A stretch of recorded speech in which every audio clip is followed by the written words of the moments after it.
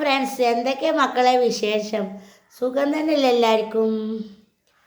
നമ്മളിപ്പോൾ അങ്ങനെ ഒരുങ്ങി നിൽക്കുകയാണ് കേട്ടോ. പുറത്ത് പോകണം എന്നൊക്കെ വിചാരിച്ചിട്ട് നിൽക്കുകയാണ്. നമ്മൾ പിന്നെ എന്നും പുറത്ത് തന്നെയല്ലേ. നമ്മൾ റീൽസ് എടുക്കണു, എൻജോയ് ചെയ്യുന്നു. എല്ലാവർക്കും സുഖമല്ലേ മക്കളെ? നല്ല സുഖമല്ലേ എൻ്റെ കുട്ടികൾക്ക്? അപ്പോൾ ഞാനെന്താ ഉദ്ദേശിക്കുന്നു കേട്ടോ, എനിക്ക് പാട്ട് പാടാൻ വലിയ മോഹമാണ്. പാട്ട് പാടാൻ ഞാനിപ്പോൾ എങ്ങനെയുണ്ട്? ഈ ഷാൾ എങ്ങനെയുണ്ട്? ഈ ചുരിദാർ എങ്ങനെയുണ്ട്? അടിപൊളിയല്ലേ മക്കളെ ചുരിദാറൊക്കെ? നീച്ചിക്ക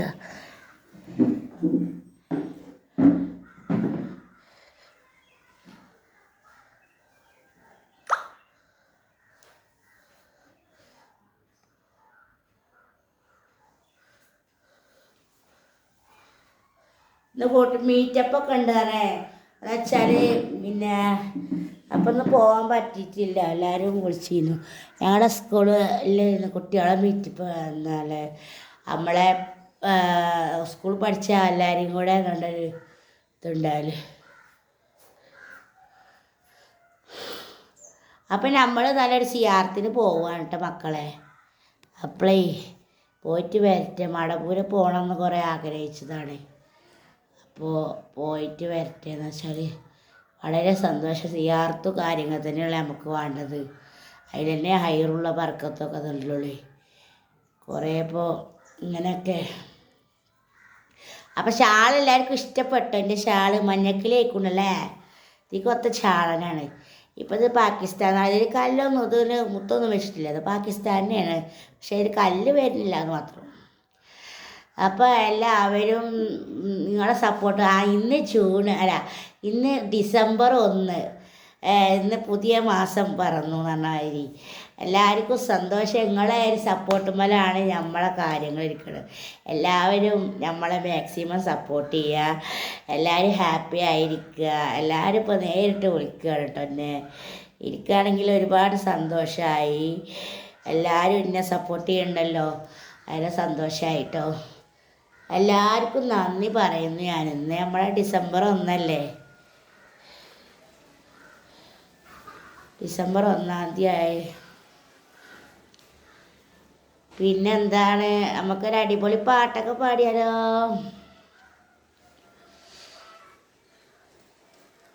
ഏത് പാട്ടാ പാടുക നമ്മൾ?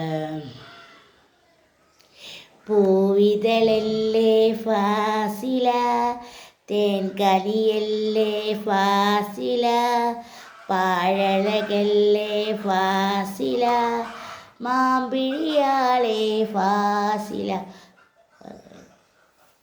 രണ്ട് മക്കളെ രണ്ടുപേരും പാട്ട് പാടി.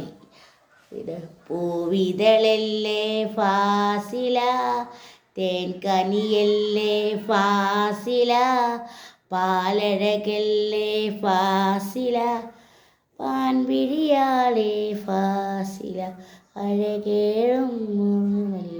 പിന്നെ എനിക്ക് മനസ്സിലായി അവിടെ വയ്ക്കുക. അത്രേ ഉള്ളൂ, അറിയുള്ളൂ കേട്ടോ. എന്ന് വെച്ചാൽ ഒക്കെ മറന്നുപോയി മക്കളെ. അങ്ങനെ ഉണ്ട്, ഉഷാറായിട്ടില്ലേ? നമ്മൾ പാട്ടൊക്കെ പഠിച്ച് നമ്മൾ ഷമീർ ഷാനുവിൻ്റെ കൂടെ ഈ സാറിൻ്റെ കൂടെയൊക്കെ പാട്ട് അവതരിപ്പിക്കണം.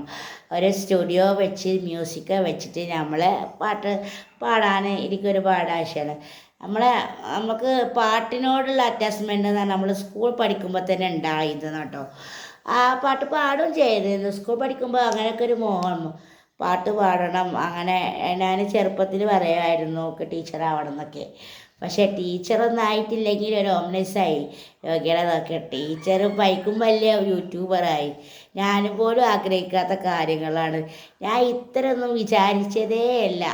എന്നുവെച്ചാൽ ഇങ്ങനൊരു സിറ്റുവേഷൻ ഉണ്ടാവുമെന്നോ നമ്മൾ എത്ര വളർന്ന് വലുതാവുമെന്നോ ഞാൻ ചിന്തിച്ചിട്ട് പോലുമില്ല. എൻ്റെ പടച്ചവൻ്റെ അനുഗ്രഹം എനിക്ക് കിട്ടിയോണ്ട് ഞാൻ ഈ നിലയിലെത്തി. പിന്നെ നിങ്ങളുടെ സപ്പോർട്ടും മൂലമാണ് നമ്മൾ ഈ നിലയിലെത്തിയത്.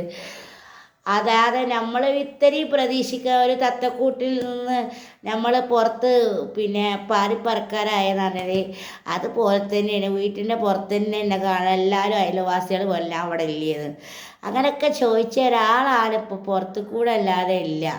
പക്ഷെ പുറത്ത് പോയാലേ എനിക്കൊരു സമാധാനം ഉണ്ടാവുള്ളൂ. വീട്ടിലൊന്ന് വീഡിയോ എടുക്കുമ്പോഴൊന്നും അത്ര പ്രൈവസി ഇല്ലാത്തതുകൊണ്ടാണ് പുറത്ത് എന്തെങ്കിലും റീൽസൊക്കെ കണ്ട് ഒന്ന് വൈബടിക്കുക എന്നൊക്കെ വിചാരിച്ച് അങ്ങനെ പോകണമാണ് കേട്ടോ.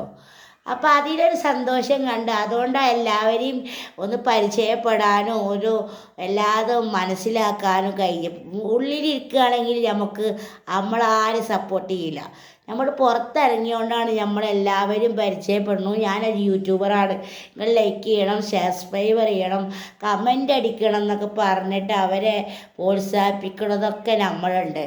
അങ്ങനെയൊക്കെ ഒരു സാഹചര്യത്തിലാണ് നമ്മൾ കുറേ കാലം ഒരു 2-3 മാസമൊക്കെ നമ്മൾ ഹോം നൈസ് വർക്കൊക്കെ ചെയ്തൊരു ഭാഗത്തിരിക്കുന്ന സമയത്താണ് പിന്നെ വീണ്ടും യൂട്യൂബിലേക്ക് തന്നെ വരാൻ തോന്നി. കല്യാണത്തിന് മുന്നേ യൂട്യൂബ് ഉണ്ടായിരുന്നു.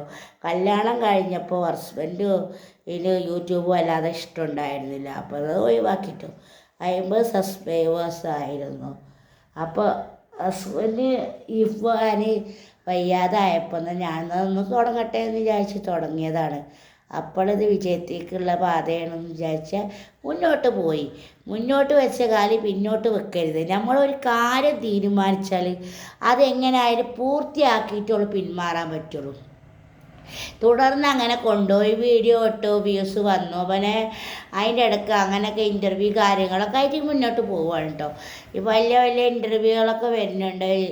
വെറൈറ്റി മീഡിയ ഒക്കെ വന്നു, ഓറഞ്ച് മീഡിയ ഒക്കെ വന്നു കേട്ടോ.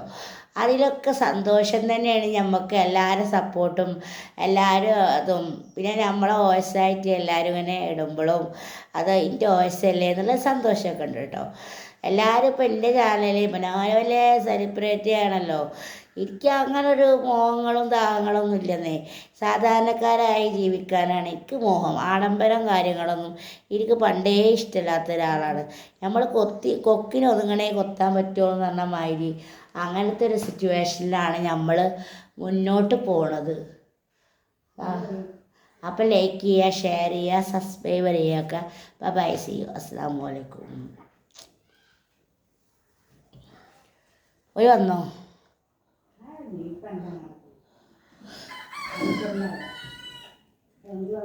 അത് ഓട്ടോയല്ലേ, ഒരു കാറിലല്ലേ വരിക.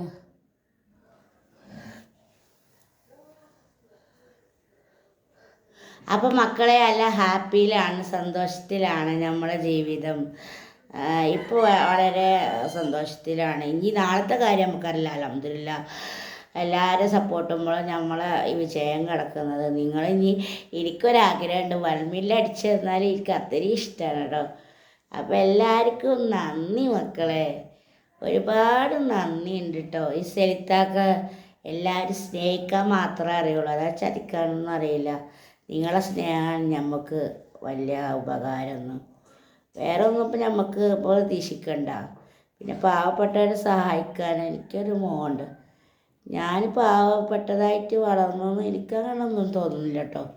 ഇന്നായിട്ട് വല്യമ്മ നല്ലപോലെ നോക്കി ഒന്നും അറിയിക്കാതെ നോക്കിയോണ്ടാണ് എനിക്ക് അതിൻ്റെ സത്യാവസ്ഥ അറിയാത്തത്. അതിനെ കുറിച്ച് അറിഞ്ഞ് ജീവിക്കുകയാണെങ്കിൽ അതിൻ്റെ സത്യാവസ്ഥ എന്തെങ്കിലും അറിയും. അറിയാത്തത് കൊണ്ടാണ് ഇപ്പോൾ ഇതൊന്നും മനസ്സിലാവാത്തത്. ഈ കൊഞ്ചിച്ചും ലാളിച്ചും വളർത്തിയതുകൊണ്ട് തന്നെ ഇപ്പോൾ ഇതിങ്ങനെ വഷളായത്.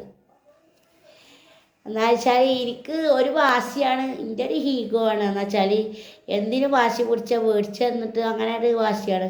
അപ്പോൾ എനിക്ക് ഇഷ്ടപ്പെട്ടത് കിട്ടിയില്ലെങ്കിൽ അതൊരു വാശിയായി മാറും. അതാണ് എൻ്റെ സ്വഭാവം. അതിപ്പോൾ എങ്ങനെ ആയാലും ഇപ്പോൾ ഒരു കുട്ടികളായാലും ഇപ്പോൾ ചെറുപ്പത്തിൽ നമ്മൾ ശീലിച്ചതല്ലേ പാടുള്ളൂ. അതന്നെയാണ് ഇപ്പോൾ എല്ലാവരും കൊഞ്ചിച്ച് വഷളായി തന്നെ, കൊഞ്ചിച്ച് സ്നേഹിച്ചും വളർത്തി നിലത്തുമല്ലാതെ അതുപോലല്ലാതെ അങ്ങനെ വളർത്തിയത് കൊണ്ടാണ് കേട്ടോ. അതിന് ചെറിയ കുരുത്തക്കേടൊക്കെ എൻ്റെ മനസ്സിലുണ്ട്. ചിലപ്പോൾ ഇപ്പോൾ പറഞ്ഞതല്ലേ കാരണം നേരത്തെ പറയാം. അതൊക്കെ നമ്മളൊരു ഇതാണ്. കുട്ടികളെ ഒരു രീതിയിലാണ്, കുട്ടികൾക്കാണ് ഇപ്പം എന്നെ കൂടുതൽ ഇഷ്ടമാണ് കേട്ടോ. കുട്ടികൾ തന്നെ എൻ്റെ അടുത്ത് വീഡിയോ അധികം കാണാൻ ആഗ്രഹിക്കുന്നു. വലിയമ്മ സുന്ദരിയായി നിൽക്കുന്നുണ്ട്. മുണ്ടിട് ആ നല്ല രസമുള്ള മുണ്ടാണ്. അങ്ങനെയല്ലമ്മ, അങ്ങനെ തിരിച്ചിടി.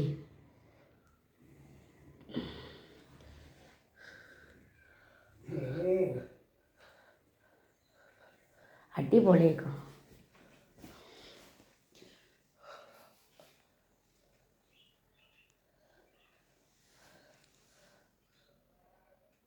അതെ. അസ്സലാമു അലൈക്കും കുട്ടികളെ, നമുക്ക് എല്ലാവർക്കും ഓടിക്കണം. സുഖല്ലേ?